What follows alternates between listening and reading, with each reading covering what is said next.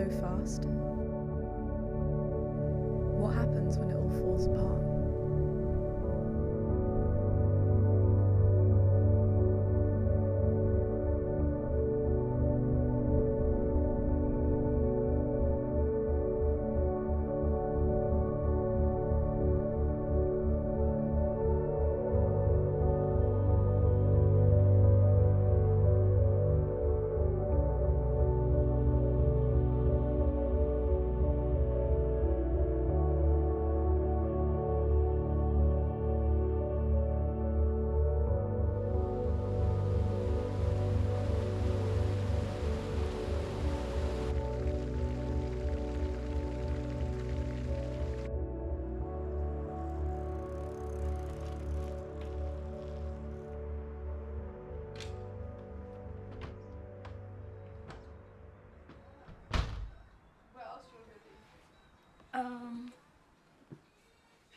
On Almgrat? Almgrat. On Almgrat. Why was she putting on Almgrat? No, you probably could. Yeah, you could. Actually, Why would you want to though? I don't know. Like, you just fall straight off. It'd be kind of Almgrats. You could do top of Bernese actually. Yeah. I really want to do that before actually. I wonder if we just walk around like with bivvy equipment at all times, just in case you can see a spot. Accidental bivvy. You could probably bivvy like on the front and shit. Yeah, actually probably no rockfall. Yeah, also if you just rolled off the edge and ended up in ocean and it'd be pretty. Lucy and I had a pretty similar start in life getting outdoors. We were both super lucky to be taught about the environment as young people, mainly through experiencing it through Scouts. As cliche as it sounds, it made us who we are today. Learning how to use crampons at age 14 is pretty unusual when you grow up just north of London. For us both though, and most of all, it's offered the opportunity to push boundaries and our own personal limits. Now in our early 20s, it's how we've come to be climbing 4,000 metre peaks. As a result, protecting this experience for future generations is something which is pretty important to us. For the summer, we both worked in Switzerland at the Kandersteg International Scout Centre. The centre is set into the heart of Bernese Oberland and is dedicated to facilitating the experience of young people in the Alps. It's hard not to look up and notice the change which is happening right under our eyes. The mountains that watch over our home during summer are blanketed by glaciers, or at least they were in years gone by. That's why we chose to document our time here and share our experience with the world.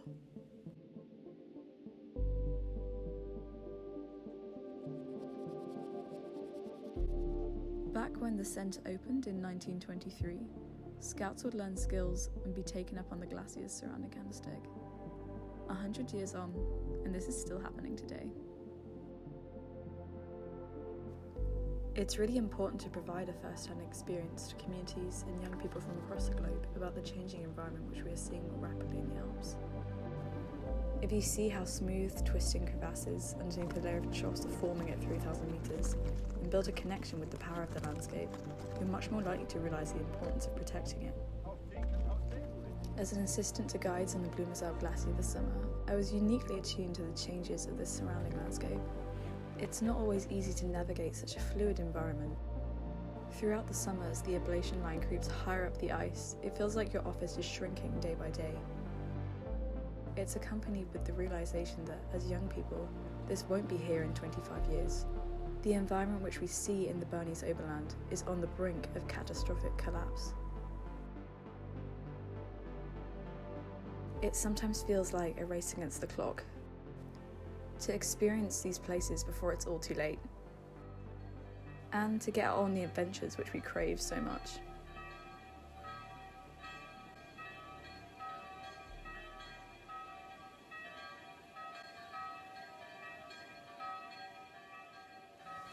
This is how far we've got. We have about 13 bivvy spots. The ones next to a dot with them are what we can do on a day off, or if we have the time. Our plan is to bivvy there.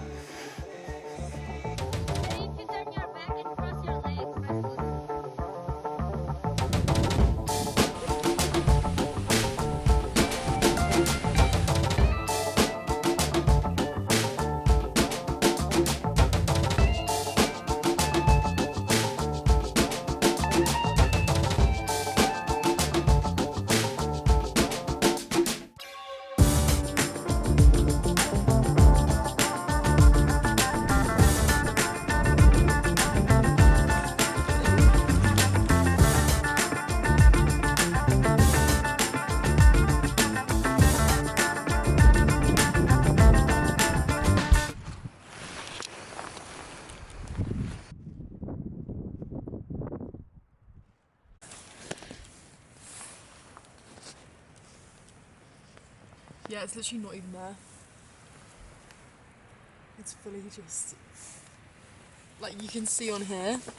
Which one? Like here, you can literally see it's meant to go all the way up here, and there's actually just nothing there. Like, it's just empty. It's crazy.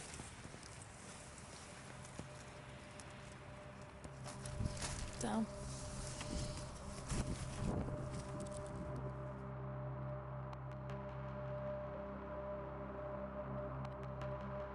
On the Lagginhorn, the route which we had intended to take had been moved due to a risk of rockfall. And the Lagginhorn Glacier, which we'd intended to cross, virtually invisible.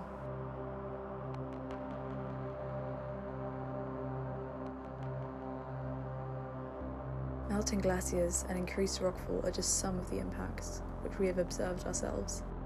But this phenomenon is becoming increasingly common across the Alps. When you live in a place that becomes more and more dangerous day by day, you're no longer able to turn a blind eye to these effects.